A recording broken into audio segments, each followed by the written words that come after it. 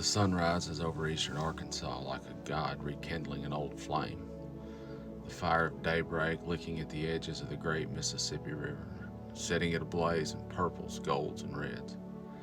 This river, ancient and eternal, carves its way through the land with a patient ferocity, a sculptor of worlds, and witness to the ages. And if a creator ever sat to admire their work, it was surely right there, at that moment, watching as the light spills over the delta like revelation.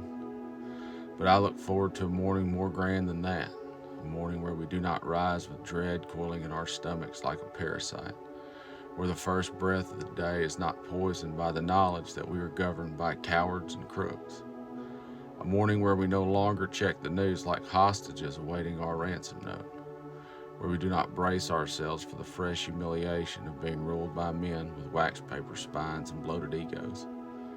A morning where we are not taxed in spirit, in dignity, in blood, just to pay the toll for someone else's greed. That morning where we breathe easier, where the air does not feel so thick with our own helplessness, begins here. On this morning, this bitter, unforgiving morning where complacency sings its siren song, whispering to us that the machine is too big, that the weight is too much, that the struggle is not worth the bruises. It calls to us like an old friend telling us to stay in bed and that nothing will change. But we must rise. We must rise because no morning worth living comes without the agony of its birth. The dawn does not arrive gently. It claws its way over the horizon, rips itself free from the jaws of night, a war won anew every single day, and so must we. This is where we dig in our heels, and this is where we say no more. And our voice at first will be small, a baby bird testing its throat, a whisper in the wind. But soon it will rise to a full chorus, a song that will shake the very bones of those who would rather remain silent. And we will not limit our cries to the indifferent ears of Republican despots alone. No, we will call upon the Democrats who've grown too comfortable in their own defeat, who offer us only limp shrug and excuses, who think that standing behind a microphone and spitting curses in the heavens is an act of resistance.